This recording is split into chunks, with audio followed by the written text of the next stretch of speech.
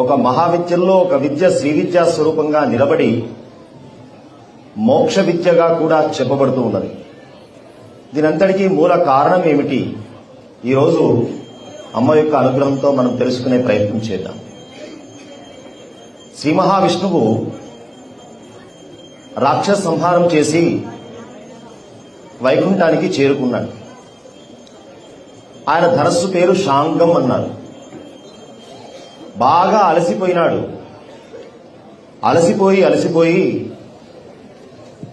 విశ్రాంతి లేక యుద్ధం చేసి వచ్చి,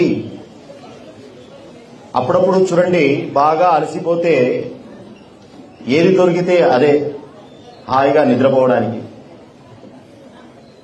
అలాగే ఆ ధనస్సు ఒక తలగడగా పెట్టుకొని స్వామి నిద్రపోతూ ఉన్నారు. అంత అలసట చెంది ఉన్నారు ఆయన. ఆ స్థితిని తెలిసి కూడా తమ స్వార్థంతో దేవతలంతా, బ్రహ్మాదులు సైతం, బ్రహ్మగారు కూడా దీంట్లో వచ్చారు. తమ స్వార్థం కోసం ఒక యజ్ఞం ప్రారంభం చేయబోతున్నాం, రాక్షస సంహారం అయిపోయింది కాబట్టి ఒక అద్భుతమైన శక్తిని సంపాదించుకోవాలంటే ఒక శుభమైనటువంటి యజ్ఞ కార్యక్రమం ప్రారంభిద్దామనే ఉద్దేశంగా బ్రహ్మాది దేవతలంతా కూడా ఏర్పాట్లు చేసుకొని,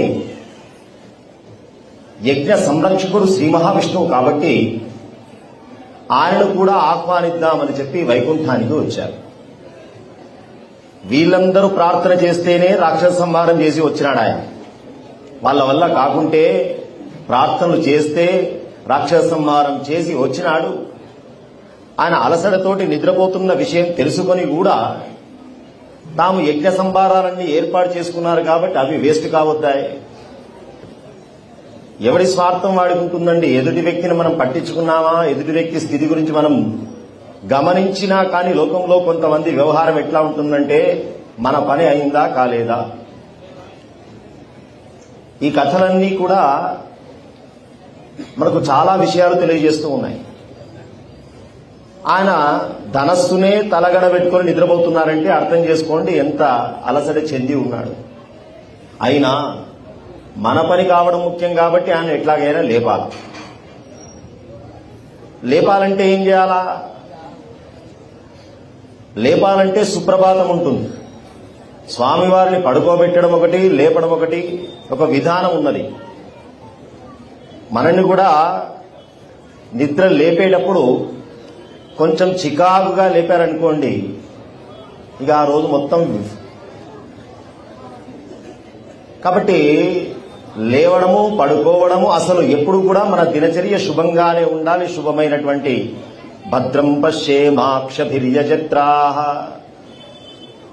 ఎప్పుడు కానీ భద్రం, శుభాన్ని వింటూ ఉండాలి, శుభాన్ని చూస్తూ ఉండాలి, శుభంగా ఉండాలి అని.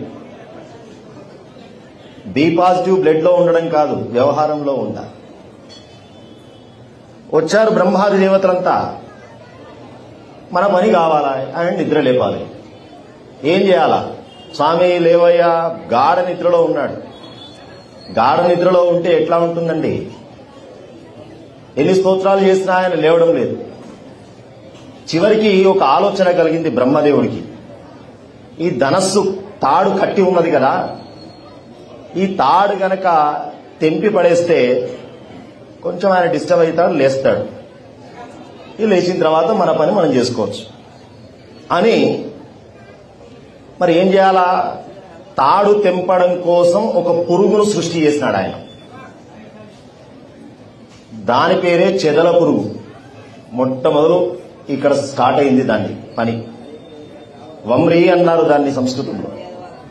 దాన్ని సృష్టి చేసినాడు. అంతవరకు ఆ పురుగు సృష్టి లేదట.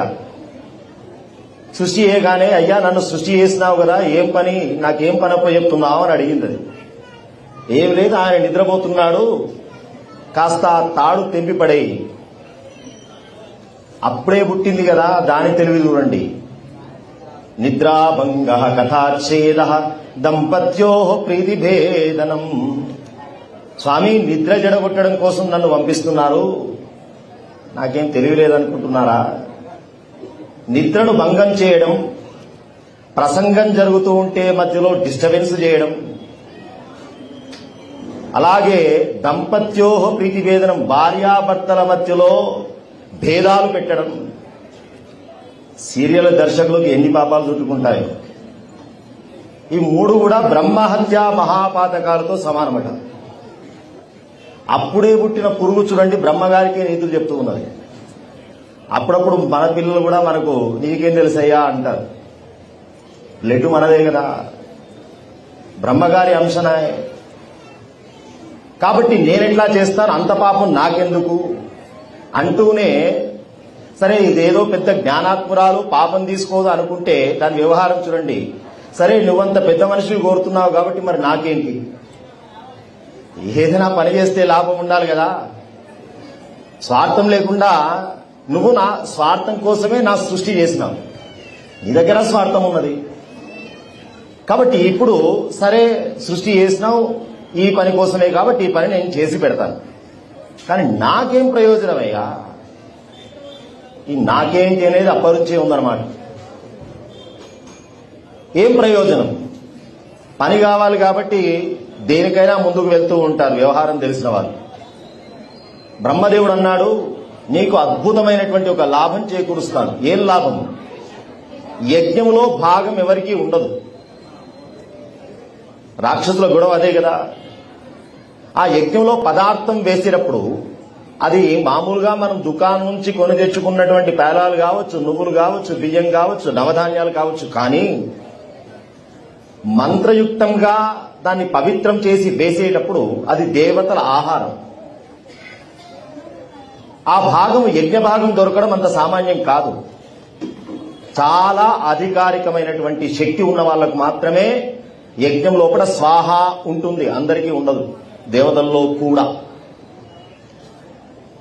నీకు నేను నా ద్వారా ఒక ప్రయోజనం ఏంటంటే, వేసే పదార్థం వేస్తారు కదా, వేసినప్పుడు కొంచెం అటు ఇటు పడుతుంది కదా గుండం పక్కన, హోమగుండం పక్కన, అది కూడా మంత్రంతో చేసిందే కదా, దానికి కూడా కొంత శక్తి ఉంటుంది కదా. అది నీకు మాత్రమే తీసుకునే అవకాశం నేను ఇస్తూ ఉన్నాను. కాబట్టి దేవతలతో సహా సమానం అన్నట్టు కొంచెం మాట్లాడేసరికి కొంచెం దీనికి కూడా మనం పుట్టడమే చాలా గొప్ప వరంతో పుట్టినాం రా అనుకున్నది అని వెళ్ళింది. బ్రహ్మదేవుడు చెప్పినట్టుగా మెల్లగా ఆ తాడు కొరికి పడేసింది. వీళ్ళు ఏదో అనుకుంటే ఏదో జరిగింది అక్కడ. ఆ తాడు తెగడం కాదు, ఆయన గాఢ నిద్రలో ఉన్నాడు. ఆయన ధనస్సు సామాన్యమైన ధనస్సు కాదు, శాంగం ధనస్సు, చాలా బరువైన ధనస్సు. ఆ ధనస్సు మీద తలకాయ పెట్టుకున్నాడు కదా, తలకాయ కూడా తెగిపోయింది. తీగతో పాటు శ్రీ మహావిష్ణువు యొక్క శిరస్సు కూడా పడిపోయింది. ఇక బ్రహ్మాది దేవతలు హాహాకారాలు మొదలు పెడుతున్నారు. దారుణమైన సన్నివేశం. అనుకున్నదొక్కటి, ఏం చేయాలో అర్థం కాలేదు బ్రహ్మగారికి. దీనికి అంతటి మూల కారణం ఎవరయ్యా అంటే, రేపు హిస్టరీ తీస్తే, చరిత్ర తీస్తే ఏమని బ్రహ్మదేవుడే. ఎట్లా, ఏం చేయాలా అమ్మా అని చెప్పి పరమేశ్వరుని స్తోత్రం చేసినారు అమ్మవారు. అన్ని కేసులు సుప్రీంకోర్టు దాకా పోవు. ఆ కోర్టు దాకా పోయిందా అంటే అటో ఇటో తేలాల్సిందే. అమ్మ దాకా పోవాలంటే అమ్మా అని చెప్పి ప్రార్థన చేసినారు. ఏం లేదురా అబ్బాయి, శిరస్సు ఎట్లాగూ పడిపోయింది, ఒక గుర్రము శిరస్సు యజ్ఞశాలలో అశ్వమేధ యాగం కోసం తీసుకురాబడ్డది, మీరు యాగం చేద్దామనుకున్నారు కదా, ఆ గుర్రం యొక్క శిరస్సు తీసుకువచ్చి ఈ మొండానికి అతికించండి అన్నారు. అమ్మవారు చెప్పినట్టుగా ఆ శిరస్సు తీసుకువచ్చి శ్రీ మహావిష్ణువుకు మంత్రాలతోటి అనుసంధానం చేస్తే అప్పుడు మహావిష్ణువు హయగ్రీవ రూపంగా, హయగ్రీవ అవతారం వచ్చింది. జ్ఞానానందమయం దేవం నిర్మల స్ఫటికాకృతిం ఆధారం సర్వ విద్యానాం హయగ్రీవముపాస్మహే. హయగ్రీవ అవతారం. అమ్మ ఆజ్ఞ లేకుండా ఏదీ జరగదు. మనకు మంచి జరుగుతున్నా చెడు జరుగుతున్నా ఇది అమ్మ యొక్క ఆజ్ఞతో నడుస్తున్నది అనే వ్యవహారం ఉంటే మనకి ఏ ఇబ్బంది లేదు, అమ్మే చూసుకుంటుంది. ఇది ఎందుకు జరిగింది అన్నారు. హయగ్రీవుడనే రాక్షసుడు అమ్మవారి యొక్క బీజాక్షరం పట్టుకొని అఖండంగా తపస్సు చేసి అమ్మవారు ప్రత్యక్షమైతే నా ముఖం కలిగిన వాడి చేతిలోనే నాకు చావు ఉండాలమ్మా అని కోరుకున్నాడు. అంతవరకు హయముఖముతో ఉన్నటువంటి దేవతా స్వరూపం లేదు. కాబట్టి ఈ సన్నివేశం అమ్మ రాక్షస సంహారం కోసం అనుసంధానం చేసి, అమ్మకు తెలుసు ఏ ప్రణాళిక ఎప్పుడు ఏం చేయాలి అనేది. అలా హయగ్రీవ అవతారం వచ్చి హయగ్రీవ రాక్షసుని సంహారం చేయడం జరిగింది. ఇదంతా ఎందుకు చెప్పుకుంటున్నామంటే, ఆ హయగ్రీవుడు వచ్చినటువంటి మహావిష్ణువు జ్ఞానస్వరూపమైనటువంటి అధిష్టాన దైవంగా నిలబడి లోకానికి అనేకమైనటువంటి విద్యలు ప్రసాదించినాడు. ఆ రూపంతో, ఆ అవతారంతో కేవలం రాక్షస సంహారమే కాకుండా శైవ సంప్రదాయంలో దక్షిణామూర్తి స్వరూపం జ్ఞానప్రదాయిని అయినటువంటి గురుస్వరూపం. వైష్ణవ సంప్రదాయంలో జ్ఞానప్రదాయమైనటువంటి అవతార స్వరూపం శ్రీ మహావిష్ణువుది హయగ్రీవ స్వరూపం. శాక్తేయంలో శక్తి సంబంధమైనటువంటి భావన చేసి ఉపాసన చేసేటువంటి వారికి జ్ఞాన సంబంధమైనటువంటి దేవత శ్యామల, శారద. ఇట్లా ఒక్కొక్క జ్ఞాన అధిష్టాన దైవం సంప్రదాయం కోసం నిలబడి ఉన్నది. ఆ హయగ్రీవుడు కాంచీపట్టణంలో అగస్త్య మహర్షి వారు కాశీ నుంచి కంచికి పంపించినారు పరమేశ్వరుడు. ఆ కథ మనం చెప్పుకొని ఉన్నాం. కాంచీపట్టణంలో అమ్మవారి యొక్క సన్నిధానంలో అద్భుతంగా అఖండంగా అనుష్ఠానం చేసుకుంటున్నాడు లోపాముద్ర సమేతుడైనటువంటి అగస్త్య మహర్షి, పుణ్య దంపతులు. ఒకమారు అమ్మవారి యొక్క తత్వం తెలుసుకోవాలని అనిపించింది అగస్త్య మహర్షికి. అమ్మవారి యొక్క తత్వం తెలుసుకోవాలనుకుంటున్నాడు కానీ ఒక చక్కనైనటువంటి ఉపదేశకుడు కావాలి తత్వం గురించి చెప్పాలంటే. అప్పుడు హయగ్రీవ ప్రార్థన చేస్తే హయగ్రీవ నారాయణుడు కాంచీ క్షేత్రానికి చేరి అగస్త్య మహర్షి అడిగినటువంటి ప్రశ్నకు సమాధానంగా లలితమ్మ యొక్క దివ్యమైన వైభవం ప్రస్తావన చేసినారు. అందుకే మీరు లలితా సహస్రనామం చదివితే చిట్ట చివరికి హయగ్రీవ అగస్త్య సంవాదే, హయగ్రీవుడికి అగస్త్యుడికి జరిగినటువంటి సంభాషణలో వచ్చింది సహస్రనామం లలితా వైభవం. అమ్మవారి యొక్క తత్వం గురించి ప్రశ్న చేస్తూ అనేక విషయాలు ప్రశ్న చేస్తూ అమ్మ లలితా పరమేశ్వరిగా వచ్చింది అన్నారు కదా, ఆ అమ్మ యొక్క వైభవం గురించి వివరించండి అని చెప్పి అగస్త్య మహర్షి అడిగితే ఆ అమ్మ యొక్క వైభవం చెబుతున్నారు సాక్షాత్ నారాయణమూర్తి హయగ్రీవరు. దీనికో కారణం ఉన్నదయ్యా అమ్మ లలితా స్వరూపంగా రావడానికి. పూర్వము శంకరుణ్ణి కొంచెం మభ్యపెట్టి మోహపెట్టి మళ్లీ శంకరుణ్ణి గృహస్థాశ్రమంలోకి రప్పించి పార్వతీదేవితో పెళ్లి చేయించి ఆ పుట్టే పిల్లవాడితో తారకుడనేటువంటి ఒక రాక్షసుని సంహారం చేయించడం కోసం ఒక పెద్ద ప్రణాళిక ప్రారంభమైంది దేవతల దగ్గర.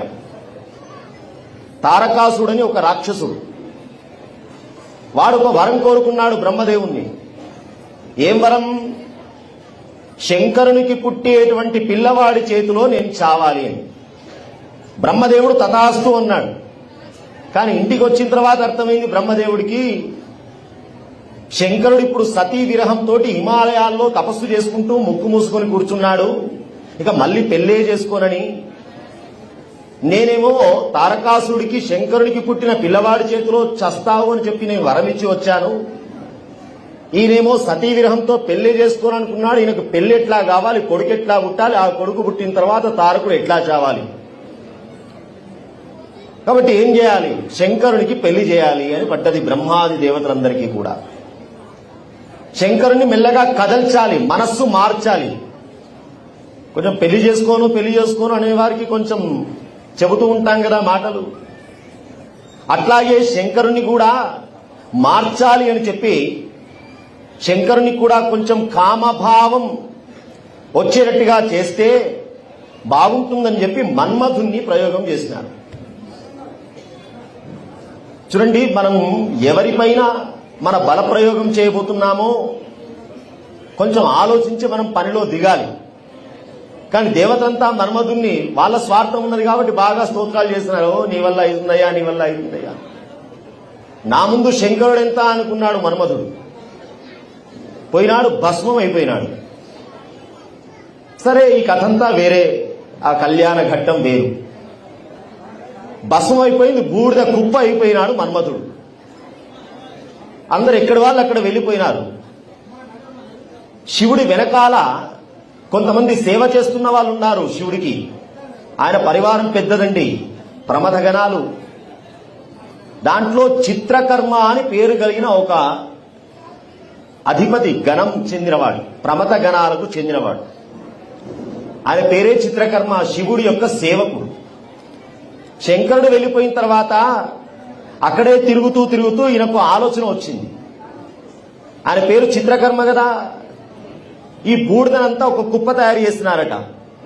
ఏ బూడిద? మన్మధుడి యొక్క భస్మమైనటువంటి బూడిద. మన్మధుడికి కాముడు అని ఒక పేరున్నది. కామదహనం పాల్గొన శుద్ధ పౌర్ణమి జరిగినటువంటిది. ఆ బూడిదనంతా కుప్ప తయారు చేసి కొంచెం ఆట, పేరే చిత్రకర్మ, కొన్ని శక్తులు ఉన్నాయి కాబట్టి అప్పుడప్పుడు ఇట్లాంటి ప్రయోగాలు చేసేటువంటి నైపుణ్యం ఉన్నది కాబట్టి బూడిదనంతా కుప్ప చేసి ఒక బొమ్మ తయారు చేసినాడు ఆయన. బొమ్మ తయారు చేసిన తర్వాత ఇది చాలా అందంగా ఉంది కదా, కొంచెం ఇప్పుడు చూడండి, బొమ్మలున్నా దానికి బ్యాటరీ పెట్టి కదిలిస్తే దానికి అందం, ఆనందం, పిల్లవాళ్ళకి చాలా సంతోషం. కదలని బొమ్మలుంటే ఆనందం ఉండదు, కదిలే బొమ్మలుంటే పిల్లవాళ్ళు ఆనందపడతారు. అట్లాగే ఆయన కనిపించింది, బొమ్మ బాగుందిరా, దీనికి కొంచెం కదిలించేటట్టు చైతన్యం ఇస్తే బాగుంటుంది అనుకొని శ్మశానంలో కాల్చబడ్డటువంటి, ఇంతవరకు ఇట్లాంటి ప్రయోగం ఎవరు చేయాలి? చితి భస్మం. వాస్తవం చెప్పాలంటే దాన్ని బొమ్మ తయారు చేసి బొమ్మకు చైతన్యం ఇచ్చినాడు ఆయన.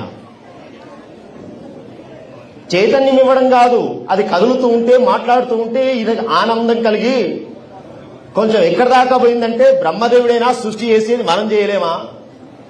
మనకు కూడా సృష్టి చేయడం వచ్చు, మనం తయారు చేయలేమా అనుకుని ఈ బొమ్మకి ఇంకా శక్తులు ప్రసాదించాలని చెప్పి తన దగ్గర ఉండేటువంటి శక్తులన్నీ బొమ్మకు తారబోస్తున్నాడు. బొమ్మ కాదు ఇప్పుడు, అది చైతన్యం కలిగిన జీవుడు. మరి ఇంత తయారు చేసిన తర్వాత మన ఇంట్లో పెట్టుకుంటే లాభం? కొంచెం ఎగ్జిబిషన్ కావాలా, బయటికి పోవాలన్నాయి, అంతే కదా. అందుకోసం ఏం చేస్తున్నాడు? బ్రహ్మదేవుని దగ్గరికే పోయినాడు. ఎందుకంటే ఆయనే కదా పెద్ద క్రియేటర్. మెచ్చుకునేవాడు కూడా ఆ రంగంలో చాలా ఉన్నతమైన వాడు ఉంటే అది. అందుకోసం బ్రహ్మదేవుడి దగ్గరికి పోయి, బ్రహ్మదేవా, నేను కూడా ఒక అద్భుతమైనటువంటి జీవుణ్ణి తయారు చేసినాను, నువ్వు తయారు చేసినావా? చూపెట్టరా అన్నాడు. తీసుకువచ్చి చూపెట్టినాడు. అద్భుతంగా కదులుతూ ఉన్నది, మంత్రానుష్ఠానం చేస్తున్నది, మంత్రాలు పలుకుతూ ఉన్నది. బ్రహ్మదేవుడు ఆశ్చర్యపోయినాడట. ఆశ్చర్యపోయి, ఏకశ్రుత్వాతు చరితం దాత బండా బండయితి, ఆయన మాటలు విని వాడి రూపాన్ని చూసి బ్రహ్మదేవుడు బండా బండా ఉన్నాడట. బండా అంటే ఏమిటండి? తెలుగులో రాయి అని అర్థం. ఇది మామూలు బకారం, కొంచెం ఒత్తుభా ఉందనుకోండి, బండ. సంస్కృతంలో దానికి వాస్తవంగా ఏం అర్థం లేదు, కానీ కొన్ని పదాలకు అర్థం ఉండదు. చి అంటే ఏమిటండి అర్థం? ప్రతి పదానికి ఒక ఎక్స్ప్రెషన్, అంతే కదా. అయ్యో అంటే ఏమిటి అర్థం? ఆహా అంటే ఏమిటి అర్థం? కొన్ని భావాలను కూడా పదాలతో వ్యక్తీకరించేటువంటిది ఉంటుంది కదా. ఆయనకు ఆ బొమ్మను చూడగానే బండా బండా అన్నాడు. బండా అంటే చీ చీ చీ, శ్మశానంలో బూడిదతోటి బొమ్మ తయారు చేసినావు వీరా, ఛీ ఛీ అన్నాడట. ఇది వాస్తవంగా అర్థం. పదాలకి చాలా అర్థాలు ఉంటాయి కదా. అయ్యో అన్నామనుకోండి, అయ్యో అంటే ఆశ్చర్యంలో ఉంటుంది. అయ్యో సౌండ్ ఫ్రీక్వెన్సీని బట్టి ఉంటుంది, అంతే కదా. అలాగే భండా అనడంతో రెండు రకాల అర్థం ఉన్నది. వాడికి ఏమర్థమైందంటే ఆశ్చర్యం ఆశ్చర్యం అంటున్నాడు బ్రహ్మదేవుడు అని వాడికి అర్థమైంది. కానీ ఈయన చెప్పిన పదానికి అర్థం ఏమిటంటే చీచి ఇదేవిరా అని ఈయన అర్థం. వాడు అనుకున్నాడు బ్రహ్మదేవ నువ్వు పెట్టిన పేరు చాలా గొప్పగా ఉంది కాబట్టి వీడికి బండా అనే పెడతా అన్నాడు. పేరు డిక్లేర్ అయిపోయింది బండా. ఇక దానికి అసుర అని ట్యాగ్. ఎందుకు? వాడు చేసిన పనులన్నీ పాప పనులు కాబట్టి అసురుడు, బండాసురుడు తయారైనాడు ఇప్పుడు. కానీ ఇక్కడ చమత్కారం ఏమిటంటే అద్భుతమైన అఖండమైన శక్తులు కలిగిన వాడిన. ఎక్కడి నుంచి వచ్చినా ఈ శక్తులు? రుద్ర మంత్ర జపము చిన్నప్పటి నుంచి, పుట్టినప్పటి నుంచి చిత్రకర్మ ఉపదేశించినటువంటి రుద్రమంత్రాలన్నీ ఉపదేశించినటువంటి మంత్రాలన్నీ చేస్తూ ఉన్నాడు కాబట్టి అఖండమైన అద్భుతమైన శక్తి సంపాదించుకున్నాడు. శక్తి సంపాదించుకున్న తర్వాత ఈ బండాసురుణ్ణి రాక్షసులు అప్పటికే కొంచెం ఖాళీ ఏర్పడ్డది, వాళ్ళకు లీడర్ లేడు. వాళ్ళు ఆలోచిస్తున్నారు ఈయనను మనం నాయకుడిని చేసుకుని కొంచెం పట్టాభిషేకం చేసి కూర్చోబెడితే మనకు కొంచెం లాభం రా అని చెప్పి రాక్షసులంతా ఈ బండాసురుడి దగ్గరికి పోయి అయ్యా మేమంతా నీ విధేయులం, నువ్వు చెప్పినట్టు వింటాం, నువ్వే లీడర్ అని చెప్పి అనౌన్స్ చేసి పట్టుకొచ్చారు. శుక్రాచార్యుల వారు వీళ్ళ గ్రూపుకి గురువు, రాక్షస గణానికి. శుక్రాచార్యుల వారు ఇతని అసలు విషయం ఆయనకు తెలుసు కాబట్టి, ఇతనికి అద్భుతమైన అఖండమైన శక్తులు ఉన్నాయి కాబట్టి ఇతన్ని మనం ఉపయోగించుకోవచ్చు దేవతల మీదికి అనే ఉద్దేశంగా రాక్షస గణానికి శుక్రాచార్యుల వారు నాయనా నిన్ను పట్టాభిషిక్తుని చేస్తున్నాను, రాజుగా అభిషేకం చేస్తున్నాను అన్నాడు. ఆయన అన్నాడు రాజు చేస్తే ఏం లాభం ఉండి, కొన్ని పదవులు ఎట్లా ఉంటాయంటే పదవి చెప్పుకోవడానికే గాని దాని దగ్గర ఏం నిధులుండవు పాడుండవు. ఉన్నదా అంటే ఒక కారు డ్రైవర్. అట్లాగే నాకు అట్లాంటి పదవి ఇస్తే ఏం లాభం అయ్యా, కొంచెం రాజధాని ఉండాలా, కొంచెం అధికారం అట్టహాసం ఉంటే దాని ఎంజాయ్మెంట్ వేరు. కాబట్టి ఏం చేయాలి? దానిదే ఉన్నదన్నారు శుక్రాచార్యుడు. ఆయన దగ్గర శక్తులు ఉన్నాయి కాబట్టి ఒక పట్టణం, ఒక రాజధాని నిర్మాణం జరిగింది, శూన్యక పట్టణం అని. సైన్యం తయారైంది, విశంగుడు అని చెప్పి ప్రధానమంత్రులు, సేనాధిపతులు, అట్టహాసం, అన్ని పోర్టుఫోలియోలు కూడా రెడీ అయిపోయినాయి. బండాసుర రాజ్యం ఇప్పుడు రాక్షస సామ్రాజ్యం అద్భుతంగా ఉన్నది, అఖండంగా ఉన్నది. రాజుగా పట్టాభిషేకం చేసినారు. పట్టాభిషేకం చేసిన తర్వాత, ప్రమాణ స్వీకారం చేసిన తర్వాత ఆ ఉపన్యాసం కొన్ని వరాలు ఇచ్చేటట్టుగా ఉండాలి. ఏదో ఒక ఫైల్ మీద అయితే సంతకం పెట్టాలి కదా. ఎక్కించిన తర్వాత వట్టిగా ఎక్కించి కూర్చోబెట్టి ఎంజాయ్ చేయడానికి కాదు కదా. పట్టాభిషిక్తుడిని చేసిన తర్వాత వాళ్ళందరినీ కూడా, రాక్షసులందరినీ కూర్చోబెట్టి మనమంతా కూడా లోకాన్నంతా కూడా నాశనం చేసేటువంటిదే మన పని. వీళ్ళ పని ఏమిటండి? లోకంలో ఎవడు మంచిగా ఉండకూడదు, ఎవడు దేవతల్ని స్తోత్రం చేయకూడదు, ఎవడు దేవతల పక్షపాతంగా ఉండకూడదు, ఎవడు యజ్ఞయాగాదులు చేయకూడదు. ఎవడైనా యజ్ఞం చేద్దామనుకుంటే మన పేరుతోనే చేయాలా, ఎవడైనా పూజ చేద్దామనుకుంటే మన ఫోటో పెట్టుకునే పూజ చేయాలా. అంటే ఈ అహంభావం ఉంటుంది, నేనే దేవుణ్ణి అనే లెవెల్కి వెళ్ళిపోతారు కొంతమంది. కొన్ని శక్తులు వచ్చిన తర్వాత ఇక నా అంతవాడు లేడనుకుని. ఇది అసుర సంపద, రాక్షస సంపద. పూర్వం పురాణాల్లో రాక్షసులు ఉన్నారని చెప్పి పాత్రలు చెప్పుకోవడం కాదు, మనం లోకంలో అలాంటి లక్షణాలు మన జీవితంలో ఉన్నా మనం ఆ అసుర సంపదను ఉన్నట్టే. అందుకే భగవద్గీతలో దైవాసుర సంపత్ విభాగ యోగం అని చెప్పి స్పెషల్ చాప్టరే పెట్టినాడు పరమాత్మ. నువ్వు ఏ సెక్షన్ కు చెందుతావో ఒకసారి చెక్ చేసుకోరా.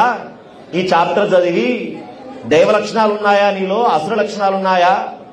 ఎక్కడో లేరు దేవతలు, ఎక్కడో లేరు అసురులు. అట్లాగే సమావేశం పెట్టిన తర్వాత చెప్పినాడు మనందరం కూడా లోకాలన్నిటినీ నాశనం చేయాలి అని చెప్పి.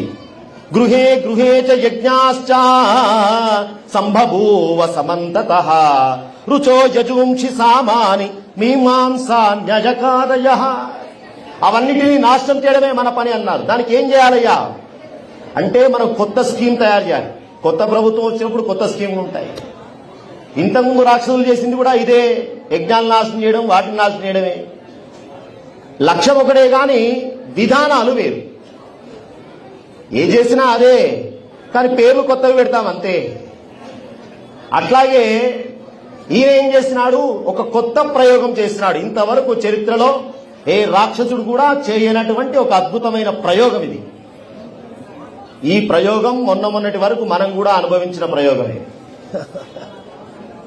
ఏమిటి అన్నారు, వాయు రూపకంగా, వాయు అంటే అత్యంత సూక్ష్మమైనది, కనబడది కదా, వాయు రూపకంగా ప్రతి జీవిలో మనం ప్రవేశించి ఆ జీవిలో ఉండేటువంటి రసశక్తిని మనం నాశనం చేయాలి.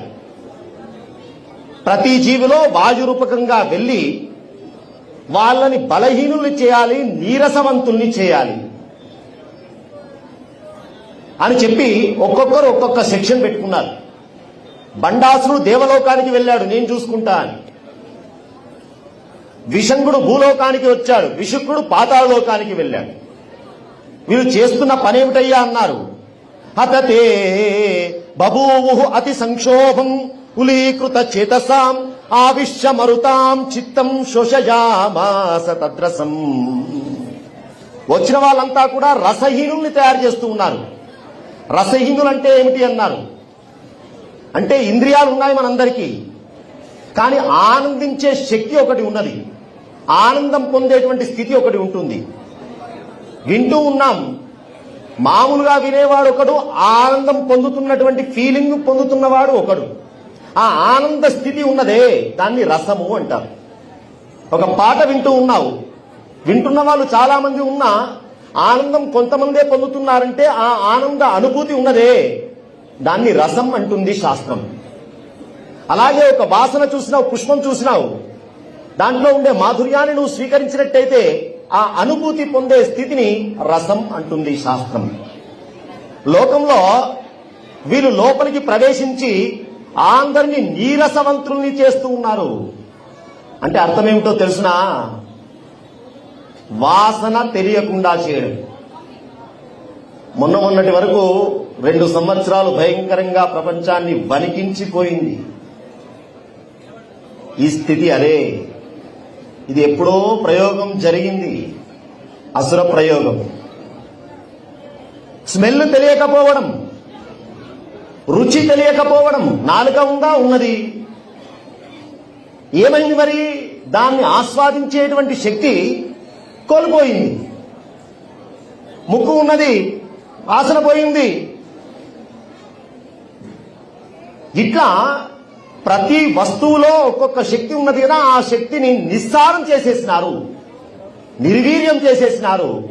దాంతో ఏం జరిగింది అంటే, ఇక చూద్దాంలే, చేద్దాంలే, పోదాంలే, ఒక నిస్సత్వ, నీరసం, నిస్పృహ మన వల్ల అవుతుందా? ఇలాంటి లక్షణాలు, భయం, ఆందోళన, ఇవన్నీ కూడా మానసిక వికారాలు. ఉత్సాహం తగ్గిపోవడం, ఉత్తేజం తగ్గిపోవడం, ఇవన్నీ లక్షణాలు తయారైనాయి జీవుల్లోపట. అంతేకాదు పదార్థాల్లో కూడా దాంట్లో ఉండేటువంటి ద్రవ్య శక్తిని నాశనం చేసేస్తున్నారు. బాగా చెప్పాలంటే పండుతూ ఉన్నది పంట, కానీ రుచి లేదు. పుష్పాలు ఉన్నాయి, సువాసన లేదు. అంటే మొత్తం కలుషితం అయిపోయింది. దేంట్లో కూడా సారం లేదు. ఉన్నాయా అంటే ఉన్నాయి. ఇట్లా మొత్తం ప్రపంచాన్ని మొత్తం కూడా తయారు చేసి పెట్టి ఒక స్తబ్దత వాతావరణం చేసి పెట్టినాడు బండాసురుడు. ఉత్సాహం లేదు ప్రపంచంలో, విశ్వంలో ఆనందం లేదు. తాము చేస్తామనేటువంటి చైతన్యం కోల్పోయినారు. ఇలాంటి నిస్తేజ స్థితి బయలుదేరింది. ఏమంటే ఒక వాయువుకు అంత శక్తి ఉంటుందా? ఖచ్చితంగా ఉంటుంది. వాయువుకు మనస్సును ప్రేరణ చేసే శక్తి ఉంటుంది. చలే వాయౌ చలే చిత్తం నిశ్చలే నిశ్చలం భవేత్ యోగి స్థానత్వమాప్నోతి తతో వాయుం నిరోధయేత్ అంటుంది యోగశాస్త్రం. ప్రాణాయామం పెట్టినారు ప్రతి పూజకి ముందు. ఎందుకోసం? ముక్కు పట్టుకోరా అంటారు. తెలియనివాడు అయ్యగారు ముక్కు పట్టుకున్నాడు. నా ముక్కు కాదయ్యా, నీ ముక్కు పట్టుకుంటే లాభం. ఎందుకు సార్ ముక్కు పట్టుకోవడం అన్నారు అంటే, వాయువును ఒక సిస్టమేటిక్ వే లోపట మనము పూరణ రేచన చేయాలి. దానివల్ల ఏమవుతుందో తెలుసునా, మైండ్ ఎటు పోకుండా నువ్వు ఏ లక్ష్యమైతే పెట్టుకున్నావో ఆ లక్ష్యం పైన మైండ్ ఉంటుంది. వాయువుకు మైండ్కు లింక్ ఉన్నది. ఇది ఎప్పుడో గ్రహించింది మన శాస్త్రం. ఎట్లా చెప్పగలరు అన్నారు. డాక్టర్ దగ్గరికి పోయి చూపెట్టుకోండి బీపీ, ఏమంటారు? బ్లడ్ ప్రెషర్ అంటారు. బ్లడ్ ప్రెషర్ అంటే ఏమిటండి? రక్తపోటు. రక్తపోటు అంటే ఏమిటి? రక్తము వెళ్లాల్సినటువంటి సిస్టంలో వెళ్లకుండా బాగా ఉద్రేకంగా పోతున్నదయ్యా నీలో. ఎవడు పంపించినాడు లోపల ఉద్రేకంగా స్పీడ్గా పోవని చెప్పి? ఎవడు పంపించినాడు? లోపల ఒక వాయువు ఉన్నది, ప్రాణవాయువు. పంచ ప్రాణాలు, 5 ప్రాణాలు ఉన్నాయి లోపల. 5 ప్రాణాలంటే, ప్రాణం అంటే వాయువు. తీసుకున్నది ఒకే వాయువు, లోపల 5 ఫంక్షన్లు చేస్తూ ఉన్నది. రక్తాన్ని కంట్రోల్ చేయడానికి ఒక వాయువు తిరుగుతున్నది. మలమూత్రాదుల్ని బయటికి పంపించడానికి ఒక ఫోర్స్ నడుస్తూ ఉన్నది. నాభి స్థానంలో పుట్టినటువంటి శబ్దము కంఠం అనేటువంటి ద్వారం ద్వారా కింది నుంచి పైకి ఎగదన్నుతున్నటువంటి ఒక వాయువు ఉన్నది లోపల. ప్రాణ, అపాన, వ్యాన, ఉదాన, సమాన అని చెప్పి 5 వాయువులు. తీసుకునేది పీల్చుకునేది ఒకటే, కానీ ఫంక్షనింగ్ 5. అందుకే పంచ ప్రాణాలు. అంటే వాయువుకి మనస్సుకు లింక్ ఉన్నది. రక్తం బాగా పోతున్నదంటే, వాయువు బాగా స్పీడ్ గా పోతున్నదంటే ఆందోళన వస్తున్నదా లేదా?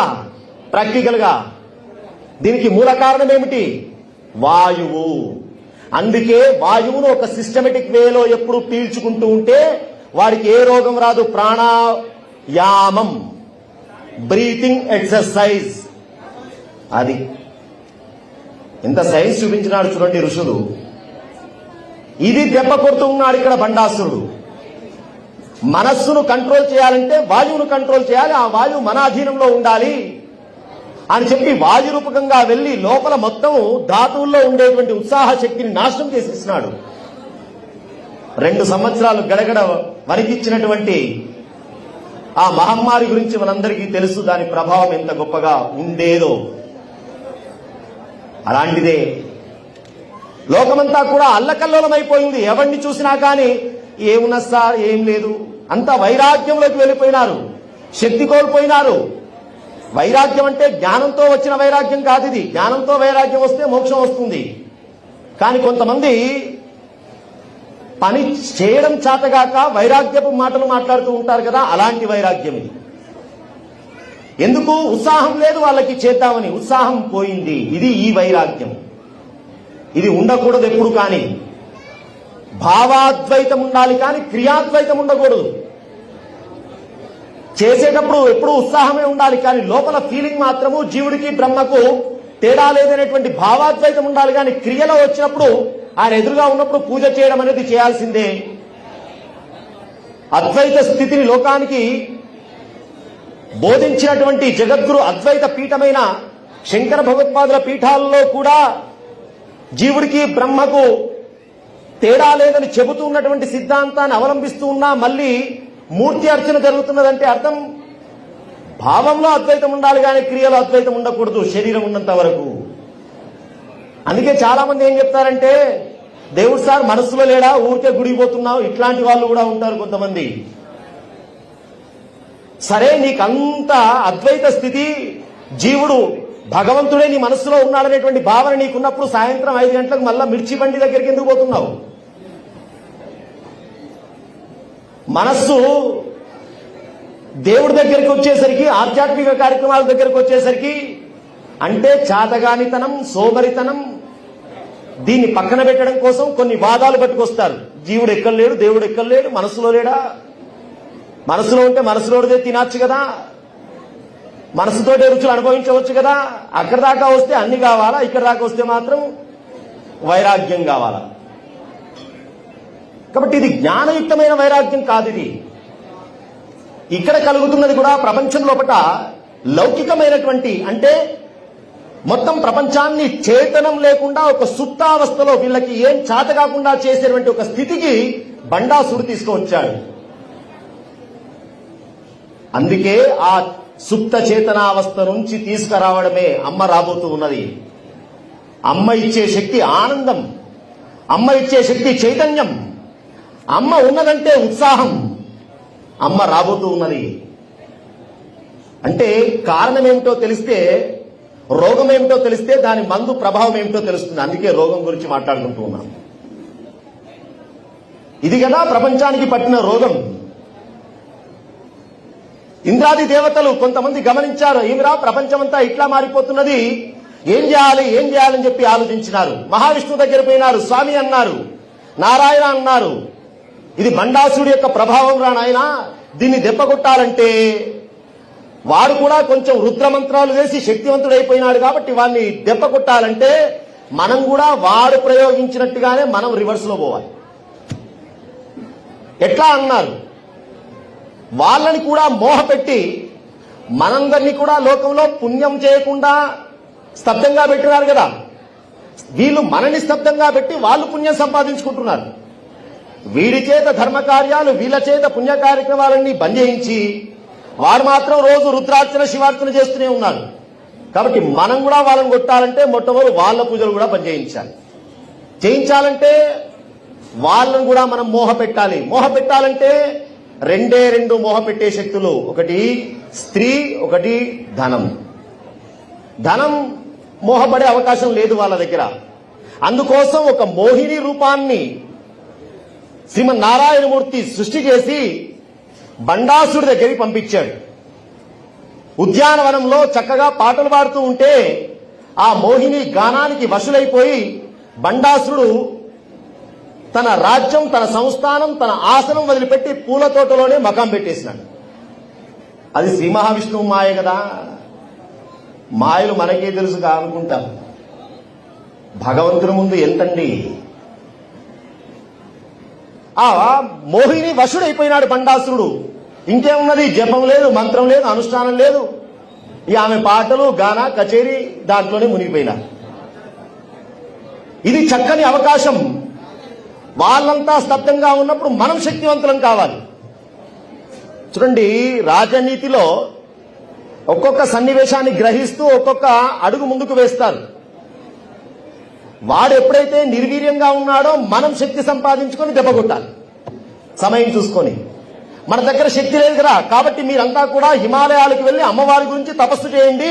వాళ్ళు మోహం నుంచి బయటపడే వచ్చే లోపు అమ్మవారిని మీరు అనుగ్రహం సంపాదించుకొని రండి, వాళ్ళు బయటికి రాగానే కొట్టేయాలి మనం. ఇది ఒక పెద్ద ప్రణాళిక తయారు చేసినారు. వెళ్ళినారు దేవతలంతా. ప్రాళేయాచల వంశ పావనగరి, హిమాలయ పర్వతాల్లో అమ్మవారి యొక్క ఆరాధన కోసం కూర్చున్నారు దేవతలంతా కూడా. వీళ్ళంతా కూడా గానా బజానాలో మునిగిపోయి మోహవశులైపోయినారు. బండాసురుడు మొత్తం పరివారం అంతా. ఇక రాజు పోయినారంటే ఇంకేమున్నది, పరివారం మొత్తం పోయింది. ప్రపంచంలో ఏం జరుగుతున్నదో అర్థంగా వాళ్ళకి మర్చిపోయినారు, పక్కన పెట్టేసినారు. ఏమున్నది, అందరూ స్తబ్దులైపోయినారు అనుకుంటూ ఉన్నారు. ఇంతలో శుక్రాచార్యుడు వచ్చారు, గురువు గారు. ఎక్కడికి, రాజ్యానికి. రాగానే హాయిగా పాటలు పాడుకుంటూ నృత్యాలు చేసుకుంటూ కూర్చున్నారు వీళ్ళంతా. ఏమిరా ఇట్లా కూర్చున్నారు, గురుగారు ఏమైంది, మొత్తం లౌకాలన్నింటినీ కూడా స్తబ్దం చేసేసినాము, నిస్తేజం చేసేసినాము, దేవతలకి శక్తి లేదు ఇప్పుడు అని చాలా బడాయిగా చెప్తుంటే, పిచ్చి వాళ్ళారా, మిమ్మల్ని అందరినీ మోహంలో పడవేసి వాళ్ళు అమ్మవారి గురించి తపస్సు చేస్తున్నారా, వాళ్ళు గనక శక్తివంతులు అయినారా, అమ్మ వాళ్ళని అనుగ్రహించిందా, ఇక మీ పని నడవదురా అని చెప్పి గురువుగారికి వెళ్ళిపోయినారు. వెంటనే తేరుకున్నాడు బండాసురుడు. మోహంలో పడడం మాయాం ప్రయచ్చతి జ్ఞానినామపి చేతాంసి దేవి భగవతి సా బలాద్ ఆకృష్య మోహాయ మహామాయాం ప్రయచ్చతి. లోకంలో మోహంలో పడని వాడు ఉండడండి, కానీ అది ఒక పరీక్షా కాలంగా దాంట్లో నిగ్రహంగా ఉండి దాంట్లోంచి బయట పడడం తెలియాలి. దాంట్లోనే కొట్టుకపోతే అంతే సంగతులు. వెంటనే తేరుకున్నాడు బండాసురుడు. మా ఇంత ఉపాయం చేస్తున్నారా, ఏం చేద్దాం, సమావేశం ఏర్పాటు చేస్తున్నాడు రాక్షసులతోటి. సమావేశంలో ఎట్లా ఉంటుందంటే, కొంతమంది రాజుకి జరుగుతున్న విషయము చెప్పడానికి భయపడతారు. కొన్ని సమావేశాలు ఎట్లా ఉంటాయంటే సన్మాన సభల్లాగానే ఉంటాయి సమావేశాలు. అసలు మీటింగ్ పెట్టుకున్నది ఎందుకోసం రా అనేది కూడా మర్చిపోయి, నువ్వు చాలా ఇంద్రుడివి చంద్రుడివి, ఇట్లాంటి బ్యాచ్ కనుక ఉంటే రాజు కృష్ణార్పణమే. కానీ ఎప్పుడు కూడా మంచి చెడు స్పష్టంగా రాజుకి ఇష్టం ఉన్నా లేకున్నా చెప్పగలిగేవాడు మంత్రిగా ఉన్నప్పుడు ఆ రాజు సుస్థిరంగా ఉండగలడు. అట్లాంటి వాడు ఉన్నా అట్లాంటి వాడి మాట వినేటట్టుగా రాజు ఉండాలా. నువ్వేంది నాకు చెప్పేదంటే, ఇక్కడ చూడండి మీటింగ్ పెట్టినాడు బండాసురుడు, ఏం చేద్దాంరా అన్నాడు. దాంట్లో ఒక మంత్రి చెప్తూ ఉన్నాడు, శృతవర్మ అని, మహారాజా నీకేంటయ్యా 60,000 సంవత్సరాలు గజ గజ గజలాడిస్తూ ఉన్నావు, 60,000 సంవత్సరాలైంది, ఎవడైనా చైతన్యవంతుడు అయిపోయినాడా? ప్రపంచం అంతా మన చేతుల్లోనే ఉంది, మనల్ని ఎవడయ్యా? లాభం లేదు, గురుగారు ఏదో చెప్పినారు, భయపడ్డట్టున్నారు అన్నాడు. ఇంకోడు లేచినాడు, భీమకర్మ అని చెప్పి ఇంకో మంత్రి, మహారాజా ఈ సన్నివేశం ఆచార్యుల వారు చెప్పినారంటే దీన్ని మనం తేలికగా తీసుకోవడానికి లేదు, ఏదో ప్రమాదం ముంచుకొని వచ్చే అవకాశం ఉన్నది, చాలా జాగ్రత్తగా మనం వ్యవహారం చేయాలి. కాబట్టి శత్రువు బలవంతుడు కాకముందే మనం కొట్టివేయాలి, లేదా వాళ్ళ బలం తగ్గించేటట్టుగా ప్రయత్నం చేయాలి. వెంటనే అందరూ కలిసి ఎక్కడైతే ధ్యానం చేస్తూ ఉన్నారో ఆ ధ్యానం చేస్తున్నటువంటి దేవతల దగ్గరికి వెళ్లి గుప్తంగా రహస్యంగా అనేక విఘ్నాలు తయారు చేయడం ప్రారంభించినారు. వాళ్ళ ధ్యానాదులు భగ్నం కలిగేటట్టు ప్రయత్నాలు చేసినారు. అమ్మవారి గురించి ధ్యానం చేద్దామంటే, అమ్మవారి గురించి జపం చేద్దామంటే అనేక విఘ్నాలు తయారైపోయినాయి. మళ్లీ దేవతలంతా కూడా హిమాలయాల నుంచి ఇక లాభం లేదురా, ఈ రాక్షసుల వల్ల మన ధ్యానం అమ్మవారి యొక్క అనుగ్రహం భంగమైపోతున్నది, ఏం చేయాలో అర్థం కాక మళ్లీ నారాయణ అని పోయినాడు. అప్పుడు నారాయణుడు అన్నాడు, ఇక లాభం లేదురా, ఈ సన్నివేశంలో మనమంతా కూడా అమ్మవారిని గట్టిగా రమ్మని కోరాలి. చూడండి, ప్రయత్నం ఎప్పుడు కానీ మనకు లక్ష్యం నెరవేరాలంటే కొన్ని ప్రయత్నాలు, కొన్ని పనులు సులభంగా తయారవుతాయి, కొన్ని పనులు ఎంతో కష్టానికి ఓరిస్తే తప్ప ఆ పని మనం పొందలేం, ప్రయోజనాన్ని పొందలేం. ఇంతకుముందు అమ్మవారిని ఏదో ధ్యానం చేసి తపస్సు చేసి అనుగ్రహం పొందుదామనుకున్నాం, కానీ అట్లా కాదు. అమ్మవారిని గట్టిగా పిలవాలా, గట్టిగా ఆవాహన చేయాలి, లేకుంటే ఇప్పుడు మనమంతా కూడా నశించే అవకాశం ఉన్నది అని నారాయణుడు ఏం చేద్దామన్నారు, శంకరుణ్ణి పిలిచారు. శంకరుణ్ణి ధ్యానం చేస్తే మహేశ్వరుడు శంకరుడు వచ్చాడు. విషయమంతా తెలుసుకున్నారు. ఇప్పుడు మనం అమ్మవారిని ఆవాహన చేయాలి అంటే ఒక అద్భుతమైనటువంటి, ప్రపంచంలో ఇంతవరకు చేయనటువంటి ఒక యాగం మనం చేయాలి. మహాయాగ క్రమారాధ్య, మహాయాగం ఇది, విరాట్ యాగం అని పేరు. ఈ యాగం ఎట్లా కొనసాగుతున్నది అన్నారు. ప్రారంభం చేస్తూ ఉన్నారు శంకరుడు, కర్తవ్యమేవ తద్దేవా నాత్ర కార్య విచారణ, అపహుంకారమాస్థిత సింహాసన మహావిద్యాం జపహుంకారమాస్థిత. యజ్ఞం చేయాలంటే ఒక అగ్ని కావాలి. ఇప్పుడు అమ్మవారు రావాలంటే సామాన్యమైనటువంటి అగ్ని కాదు, మనలో ఉండేటువంటి చైతన్యం అనేటువంటి అగ్నిని సమిష్టిగా ఏకీకృతం చేస్తే తప్ప ఇప్పుడు అమ్మను మనం ఆరాధించలేము. ఇది నిర్ణయం చేసుకున్నారు. రాబోతున్న శక్తి సామాన్యమైన శక్తి కాదండి. ఆ శక్తి ప్రాదుర్భావం ఎంత గొప్పగా ఉన్నదో ఇక్కడ వివరిస్తున్నారు. శంకరుడు ఒక్కసారి హుంకారం చేసినారట. ఆ హుంకారంతో ఎక్కడో ప్రతి దేవతలో చైతన్యం ఉన్నది. చైతన్యం లేకుంటే, అందుకే లలిత అమ్మవారి యొక్క నామాలలో పంచప్రేతాసనాసీన పంచబ్రహ్మాసనాయై, పంచబ్రహ్మ ఆసనం పైన కూర్చున్నది, పంచప్రేత ఆసనం పైన కూర్చున్నది అని రెండు నామాలున్నాయి. ప్రేత అంటే ఏమిటండి? చైతన్యం లేనటువంటి శరీరం. బ్రహ్మ అంటే చైతన్యాన్ని ఇచ్చేటువంటిది. అంటే అర్థం ఏమిటో తెలుసునా? చైతన్యం ఉండాలన్నా చైతన్యం లేకుండా చేయాలన్నా తల్లి యొక్క అనుగ్రహమే. కాబట్టి ప్రతి వాడిలో చైతన్యం ఉన్నది. ఆ చైతన్యాన్ని ఏకీకృతం చేసి ఒక శక్తి రూపాన్ని తయారు చేయబోతున్నారు. ఇది విరాట్ యాగం. అందుకోసం మొట్టమొదటి శంకరుడు పూనుకున్నాడు. తన మూడవ నేత్రం ఉన్నది కదా, ఫాలాగ్ని, హుమ్ అనేటువంటి ఆ నాదంతో తనలో ఉండేటువంటి చైతన్య శక్తిని మూడవ నేత్రం ద్వారా బయటికి తీసినాడు ఆయన. ఫాలనేత్రం నుంచి ఒక అగ్ని గోళం తయారైపోయింది, అగ్నిగుండం తయారైపోయింది. అప్పుడు దేవతలందరికీ చెప్పినారు, మీ దగ్గర ఉండేటువంటి చైతన్యాన్ని కూడా ఈ చైతన్యంలో, ఈ మహా చైతన్యంలో నిక్షిప్తం చేయండి. నారాయణుడు తన చైతన్యాన్ని తీసి ఆ అగ్నిహోత్రంలో పెట్టేసినాడు. ఇంద్రుడు తన చైతన్యాన్ని తీసి ఆ యజ్ఞంలో పెట్టేసినాడు. ఇలా తమ తమ దేవతల్లో ఉండేటువంటి చైతన్య శక్తులన్నిటినీ కూడా ఒక అద్భుతమైనటువంటి జ్వాలాకృతిగా ఉండేటువంటి ఆ శివుడి యొక్క నేత్రాగ్ని లోపల నిక్షిప్తం చేసినారు. శివుడి నేత్రాగ్ని ఎందుకన్నారు? చచ్చినవాడు శివుడి నేత్రాగ్ని నుంచే చచ్చాడు. ఎవరు? ఈ బండాసురుడి మూలం ఎక్కడిది? మన్మధుడి యొక్క శరీరం కదా, మన్మధుడి యొక్క భస్మం కదా. మన్మధుడి యొక్క భస్మం అంటే శివుడి యొక్క క్రోధాగ్ని. శివుడి యొక్క క్రోధాగ్నితో పుట్టినటువంటి, ఇక్కడ చూడండి, బండాసురుడి యొక్క లక్షణంలో కామం ఉన్నది, క్రోధం ఉన్నది. కామం అంటే మన్మధుడిది, క్రోధము శంకరుడిది. ఇవి రెండు కూడా ధర్మబద్ధమైనది కాదు, అధర్మబద్ధంగా చేసినటువంటి వ్యవహారం. శంకరుణ్ణి డిస్టర్బ్ చేద్దామనుకున్న కామం ఆయనది, తాను కూడా మన్మధుణ్ణి భస్మం చేద్దామనుకున్న క్రోధం ఆయనది. రెండు కలిసి పుట్టినవాడు బండాసురుడు. అందుకే శంకరుడి యొక్క నేత్రాగ్ని నుంచే రావలసి వచ్చింది ఇప్పుడు చైతన్యం.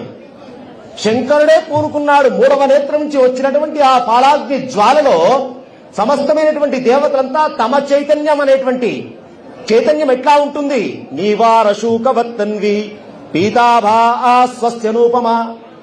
మనలో కూడా ఒక స్పార్క్ ఉన్నది, మనలో ఒక తేజస్సున్నది. అది ఎంత ఉన్నదో తెలుసునా? వరి మొన ఉంటుంది కదా, వరి గింజ. ఆ వరి గింజ పైన ఎడ్జ్ ఉంటుంది కదా, ఆ ఎడ్జ్ ఎంత ఉన్నదో అంత స్పార్క్ లైట్ ఈ 6 ఫీట్ల దేహం, 60 కేజీల దేహం, పండితుని అనుకుంటున్న దేహాన్ని నడిపిస్తూ ఉన్నది. ప్రతి వాడిలో చైతన్యం ఉన్నది. ఆ చైతన్యం ఎట్లా ఉందో మంత్ర విషయంలో చెప్పినారు. నీవారశూకవత్తన్వి పీతాభా. ఇప్పుడు ఆ చైతన్యం మన దగ్గర ఇంకా ఉన్నది. దేవతల్లో ఉండేటువంటి చైతన్యం ఉన్నది కదా, ఆ చైతన్యంను తీసి ఇప్పుడు శివుడి యొక్క నేత్రాగ్ని నుంచి వచ్చినటువంటి జ్వాలలో నిక్షిప్తం చేస్తూ ఉన్నారు. ఇంత చేస్తే గాని రాబోయేటువంటి ఉన్నటువంటి ప్రమాదం నుంచి బయటపడే అవకాశం లేదు. దేవతలంతా కూడా ఆ అగ్ని లోపల చైతన్యాన్ని పెట్టి స్తోత్రాలు చేస్తున్నారట. అమ్మవారిని, అమ్మా రావమ్మా, ఓ శక్తి, ఆదిశక్తి, పరాశక్తి, మహాశక్తి రావమ్మా అని చెప్పి ప్రార్థన చేస్తూ ఉన్నారు. లోక సంహార రసికే కాలికే భద్రకాలికే లలితా పరమేశాని సంవితు వన్నే సముద్భవ. వన్నే సముద్భవ, ఈ అగ్నిలో సముద్భవ పుట్టవమ్మా, అగ్ని సంభవగా రావమ్మ. జాత వేదసే జ్ఞాత్ర జ్ఞానుజ్ఞేయ రూపే మహాజ్ఞాన ప్రకాశిని లలితా పరమేశాని సంవితువన్నే సముద్భవ. జ్ఞాతము నీవే, జ్ఞేయము నీవే, జ్ఞానము నీవే, తెలియబడేది నీవే, ఆ తెలుసుకోవాలనుకునే విధానం జ్ఞానము నీవే, తెలుసుకునేవాడివి నీవే, అంతా నీవే. అమ్మా మేమేదో చేస్తున్నామని కాదమ్మా అని చెప్పి అమ్మవారిని ప్రార్థన చేస్తూ ఉన్నారు. ఆనంద రూపిణి పరే, ఆనందం కోల్పోయినటువంటి ఈ జగత్తుకు మళ్ళీ ఆనందాన్ని నింపడానికి ఓ తల్లి అగ్ని నుంచి బయటికి రావమ్మ. జగదానందదాయిని ప్రార్థనలు చేస్తున్నారు. బండాద్యై స్తారకాద్యైశ్చ పీడితానాం సతాముదే లలితా పరమేశాని సంవితువన్నే సముద్భవ. ఓ లలిత, వచ్చేటువంటి రూపం కూడా ముందుగానే నిర్ణయించినారు. లలిత అమ్మా, రాక్షస సంహారం కోసం ఉగ్రము, కానీ లోకాలన్నిటికీ ఆనందం ఇవ్వడానికి నిన్ను కోరుతూ ఉన్నాం. లోకాలకి ఆనందం రావాలంటే వాడు చస్తే గాని రాదు. వాడి చావు కోసమే పిలుస్తున్నాం, కానీ ఉగ్ర రూపంగా నిన్ను చూడలేం తల్లి లలిత. వచ్చేటప్పుడే చెప్తున్నారు, అమ్మా మనం ఏ రకంగా పిలుస్తున్నామో, ఏ రకంగా ఆవాహనం చేస్తున్నామో ఆ రకంగానే శక్తి వస్తుంది. ఆవాహన మంత్రం ఎట్లా ఉంటే వచ్చే శక్తి కూడా అలాగే వచ్చి కూర్చుంటుంది. లలితే, లాలిత్యం కలిగిన దానా, ఆనందాన్ని ఇచ్చేదానా, ఆ శక్తి స్వరూపంగా రావచ్చి ఈ విఘ్నాన్ని తొలగించవమ్మా ప్రార్థన చేస్తూ ఉన్నారు. అప్పుడు ఆ తల్లి సమస్తమైనటువంటి దేవతల యొక్క చైతన్యం అనేటువంటి అగ్ని నుంచి ఒక్కసారి అగ్ని తేజస్సు బయటికి వచ్చిందట. మహా అద్భుతమైన తేజస్సు. ఆకాశాన్ని అంటుతూ ఉన్నదా అన్నట్టుగా అద్భుతమైనటువంటి తేజస్సు బయటికి వచ్చేసింది. ఆ తేజస్సు చూస్తూ చూస్తూ ఉంటే దేవతలంతా కూడా ప్రార్థనలు చేస్తూ ఉంటే ఒక అద్భుతమైన అఖండమైనటువంటి 16 ఏళ్ల లావణ్యవతి అయినటువంటి ఒక స్త్రీమూర్తిగా దేవతలందరికీ కూడా ప్రత్యక్షమైపోయింది ఆ తల్లి.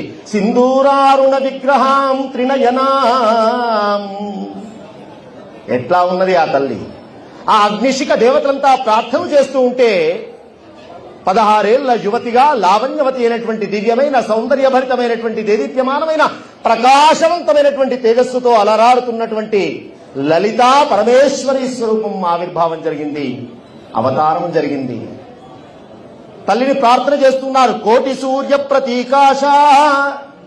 ఎట్లా ఉన్నది అమ్మ తేజస్సు? కోటి సూర్యులు ఒక్కసారి గనక ఉద్భవిస్తే ఎలా ఉంటుందో ఆ తేజస్సు.